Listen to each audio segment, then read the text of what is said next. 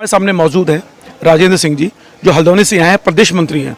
Sir, कार्य समिति की बैठक चली यहाँ पे, अभी चुनाव निपटा है, 2024 में चुनाव होगा, क्यों इतना परेशान हो रहे हैं आप लोग? आराम से घर में बैठिए ना। कार्य समिति की बैठक, इसकी क्या तैयारियां करनी पड़ती हैं और इतना परेशान क्यों हो रहे हैं आप लोग? ऑलरेडी इतनी सारी चीज़ें, चुनाव हो चुके हैं, 2026 में चुनाव है, तो क्यों आप लोग परेशान हो रहे हो? आखिर भारतीय जनता पार्टी लगातार चुनाव क्यों जीत रही है? क्या ईवीएम एक ऐसा मात्र साधन है जिसके कारण भारतीय जनता पार्टी जीत रही है? दरअसल जितने भी विपक्षी दल हैं और जितने भी गैर भाजपाई राजनीतिक दल के कार्यकर्ता हैं, वामपंथी और मोदी अंध विरोधी बुद्धिजीवी पत्रकार हैं, सब एक ही रट लगाते हैं कि ईवीएम भारतीय जनता पार्टी को जिता रही है और हिंदू मुस्लिम मुद्दा भारतीय जनता पार्टी को जिता रहा है। क्या वास्तव में इसके पीछे को सच्चाई है? हाय, मैं रवि के बिंदास बोल में आपका स्वागत है। इस वीडियो को बनाने का मेरा मकसद ये है कि आप जानें कि भाजपा वास्तव में जीत कैसे रही है, भाजपा की जीत की पूंजी कौन है। भाजपा की जीत की पूंजी है उसके कर्मठ कार्यकर्ता जो 12 महीने 7 दिन और 24 घंटे अपनी पार्टी के लिए काम कर रहे हैं। इसी कड़ी में आपको पता है कि पूरे देश भर में चुनाव हो चुका है संपन्न, 2024 में लोकसभा का चुनाव आने वाला है, लेकिन भाजपा कार्य समिति की बैठक हर जिले में हो रही है, हर नगर में हो रही है, हर क्षेत्र में हो रही है। उत्तराखंड की बात करूँ तो उत्तराखंड में नैनीताल जिले के रामनगर तहसील की मैं बात करूँ तो यहाँ पे 2 मंडल हैं, एक नगर मंडल और एक ग्रामीण मंडल। नगर मंडल की बैठक कल 1 जुलाई 2022 को हुई, उसको मैंने कवर नहीं किया, मैं भूल गया था, लेकिन आज 2 जुलाई 2022 की ग्रामीण मंडल की कार्य समिति की बैठक को मैंने कवर किया। हालांकि पत्रकारों को मनाही होती है आने की, लेकिन फिर भी मैं गया। मैं जानना चाहता था कि आखिर भाजपा के कार्यकर्ताओं में वो क्या चीज़ है। इसी कड़ी में मैंने भाजपा के प्रदेश मंत्री जो यहाँ मुख्य अतिथि भी थे इस कार्यक्रम के, राजेंद्र सिंह बिष्ट, जो हल्द्वानी से आए थे, उनके मैंने विचार जानने की कोशिश की है। हालांकि कार्य समिति की बैठक के अलावा 2 कठिन सवाल उनसे पूछे अग्निपथ पर, और साथ में ही ग्रामीण मंडल के अध्यक्ष वीरेंद्र रावत जी के मैंने सवाल लेने की कोशिश की है, वो जवाब आप जानेंगे। इस वीडियो को जितने भी गैर भाजपा दल के कार्यकर्ता हैं उनको जरूर देखना चाहिए, वामपंथी दलों को जरूर देखना चाहिए कि आखिर बीजेपी जीत क्यों रही है। चुनाव 2024 में है, लेकिन जिले में, हर नगर में, हर क्षेत्र में भारतीय जनता पार्टी की कार्य समिति की बैठक हो रही है। और किस तल्लीनता से, किस ईमानदारी से। सुबह 10 बजे से कार्यकर्ता आ चुके थे, लगभग 3 बजे तक कार्यक्रम चला और वहां अपना काम धाम छोड़ के सब वहां आए हुए थे। और ये मीटिंग अभी नहीं है, पन्ना प्रमुख, बूथ अध्यक्ष, हर कोई व्यक्ति वहां मौजूद था। तो ग्रामीण क्षेत्र में 82 लगभग बूथ हैं यहाँ पे। कोशिश की थी कि सब वहां आए, हालांकि 42 से 43 आए थे, काफ़ी भीड़ थी। तो जो लोग नहीं आए वो लोगों से खफा थे और जोड़ने की कोशिश थी। क्या कांग्रेस की मैं बात करूं, कांग्रेस बड़ा ही विपक्षी दल माना जाता है, क्या उसकी पार्टी में ऐसे लोग हैं जो अपने संगठन के काम कर रहे हैं? किसी जमाने में कांग्रेस का सेवा दल हुआ करता था, पर आज नदारद है। इसी कड़ी में बात करूं उत्तराखंड में यूकेडी को आम जन प्यार करता है उत्तराखंडी, लेकिन उसकी पार्टी होती है कोई? यानी कुकुर मुत्तों की तरह जब चुनाव का समय होता है तब ये लोग काम करते हैं। लेकिन भाजपा का कार्यकर्ता 24 घंटे 7 दिन और 12 महीने अपनी पार्टी के लिए काम कर रहा है, अपना काम दाम छोड़ के। पैसा नहीं मिल रहा है उसको, कोई लालच नहीं है, सिर्फ अपने देश के लिए वो भारतीय जनता पार्टी के साथ है। अब ये कौन सी घुट्टी पिला दी है भारतीय जनता पार्टी के कार्यकर्ताओं को, मैं नहीं जानता। फिलहाल आप विचार देखिए प्रदेश मंत्री ने क्या कहा है और वीरेंद्र सिंह रावत जो ग्रामीण मंडल के अध्यक्ष हैं उन्होंने क्या कहा है। और भारतीय जनता पार्टी के विधायक देवान सिंह बिष्ट जी यहाँ आए थे और एक आम नागरिक की तरह वो यहाँ पे आए, मंच से उठे और पानी पी के चल दिए, किसी को तंग नहीं किया। तो ये आप देखिए समानता है। हर संगठन का जो भी, चाहे पदाधिकारी हो, कार्यकर्ता हो, सबको समान समझने की जो भाजपा की कार्यशैली है वो भाजपा के कार्यकर्ताओं में आत्मविश्वास जगाती है और बिना लालच के काम करने के लिए प्रेरित करती है, क्योंकि उसे लगता है कि हमें इस पार्टी में सम्मान मिला है। फिलहाल सुनिए इंटरव्यू राजेंद्र सिंह बिष्ट जी का और वीरेंद्र सिंह रावत जी का। हाय, मैं रवि के बिंदास बोल में आपका स्वागत है। हमारे सामने मौजूद है राजेंद्र सिंह जी, जो हल्द्वानी से यहाँ हैं, प्रदेश मंत्री हैं। सर, कार्य समिति की बैठक चली यहाँ पे, अभी चुनाव निपटा है, 2024 में चुनाव होगा, क्यों इतना परेशान हो रहे हैं आप लोग? आराम से घर में बैठिए ना। भारतीय जनता पार्टी पूरे विश्व की सबसे बड़ी राजनीतिक पार्टी है। हमारे 18 करोड़ से अधिक के सदस्य हैं, हम Guinness book of world record में दर्ज हैं। हमसे बड़ी विश्व की कोई राजनीतिक पार्टी नहीं है। और भारतीय जनता पार्टी साल के 365 दिन काम करने वाली पार्टी है। हम उन कुकर्मताओं की तरह राजनीतिक पार्टियां नहीं है जो केवल चुनाव पर आएँ और उसके बाद गायब हो जाएं।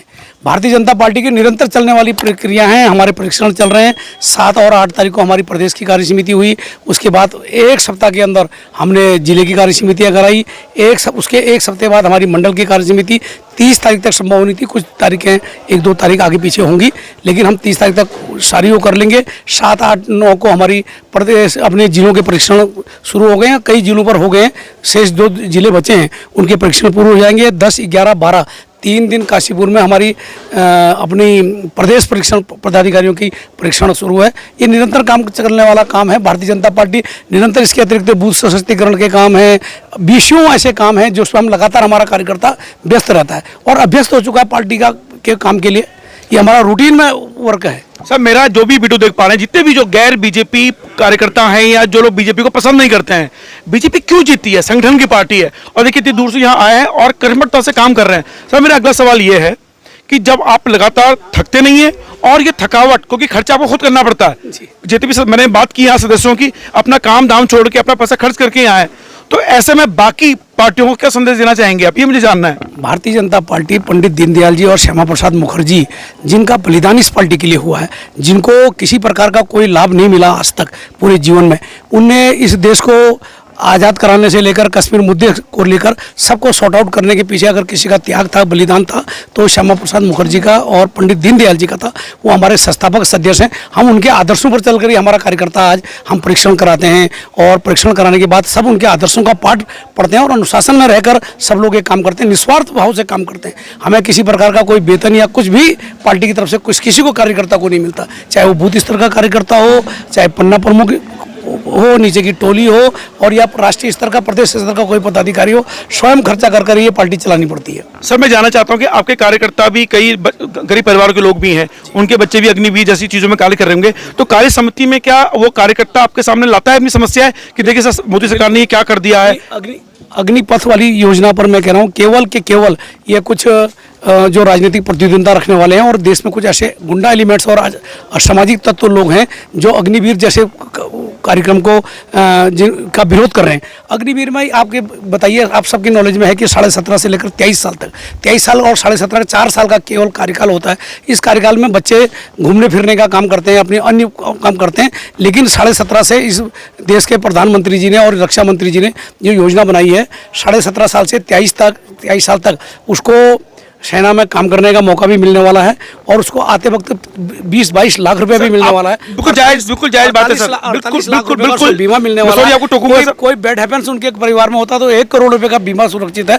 उसके बाद हमारी जितने राज्य हैं हमारे, उन राज्यों में भी सब जगह उनको प्राथमिकता मिलने वाली है, वो PSC हो, बैंक हो, सब कुछ है, तो उसमें किसी प्रकार की बुराई नहीं। और उसके बाद उत्तराखंड राज्य में, अगर स्टेट की राज्य में भी अगर उसको नौकरी करनी चाहो तो 35 वर्ष तक वो आवेदन भी कर सकता है सब। लेकिन कांग्रेस वाले तो बोल रहे हैं कि ये अपने चौकीदार के लिए, मतलब उन्होंने कहा कि अपने चौकीदार वॉचमैन के लिए ये लोग भर्ती कर रहे हैं, ऐसा तंज कसा है कांग्रेस ने। नहीं, वो जो हमारे उच्च नेताओं जी का जो वो था, उनका उद्देश्य ये नहीं था। उन्हें कहा कि अगर मुझे अपने राष्ट्रीय कार्यालय में भी जरूरत पड़ेगी तो मैं भी अग्निवीर को ही अपने कार्यालय में स्टाफ दूंगा। कोई चौकीदार से मतलब नहीं था। वो उनके यहाँ स्टाफ, अन्य किस्म का स्टाफ भी होता है जो भी अपने कार्यकर्ताओं को वहाँ कंप्यूटर में बैठने वाले लोग हैं, अन्य व्यवस्था है, ये व्यवस्था था। लेकिन उसका उन्हें गलत अर्थ लगाया कि उनके कार्यालय में रखूंगा। कार्यालय में क्या केवल चौकीदारी रहते हैं, क्या लिपिक भी रहते हैं, उनके सहयोगी रहते हैं, उनके PRO रहते हैं, सारे लोग रहते हैं। आपसे मैं 2 सवाल, मैं आपसे 2 सवाल और लूंगा। पहले ये सवाल कि अग्निपथ पर बात कर ली है, लेकिन कई लोग ऐसे हैं जो ये कह रहे हैं अग्निपथ से में कोई दिक्कत नहीं है, पर जो 2 साल से परीक्षाएं रद्द की जा रही, पोस्टपोन की जा रही थी, उसको रद्द कर दिया गया। कम से कम वो तो हो जाने देते। वो कोविड के कारण हुआ था। सर, कोविड में और भी सारे काम हुए, चुनाव भी हुए हैं, रेलवे भी हुई है, सब कुछ हुआ है, बस यही परीक्षा रोक दी गई। महोदय, मैं आपके नॉलेज में डाल दूं, पूरे विश्व के अंतर्गत सबसे बड़ी सेना इजराइल की मानी जाती है और इजराइल में भी सेना का कार्यकाल केवल 33 माह है। महिला सैनिकों का केवल 22 माह है, 33 माह है। और ये पूरे विश्व के अंदर ये प्रयोग चल रहा है कि किसी प्रकार की जो अपनी सेनाएं हैं, अब टेक्निक में भी थोड़ा परिवर्तन करना और इस भारत को भी उसके हिसाब से चलना है। देखिए, चूंकि आप प्रदेश मंत्री हैं भाजपा के और पूरे प्रदेश को संभाल रहे हैं, आप देखा जाए तो यहाँ के युवाओं की समस्याएं, जो भी युवा मुझे मिला है डबे मन से बोल रहा है, काश कि जो हमारी परीक्षाएं रद्द कर दी उससे करवा देते, बाकी जो मर्जी उनको, वो थोड़ा सा केवल उनको गुमराह किया जा रहा है। अभी भी मेरे संज्ञान में जहाँ तक है 57,000 पोस्टें उत्तराखंड में लोगों ने अप्लाई कर दी हैं।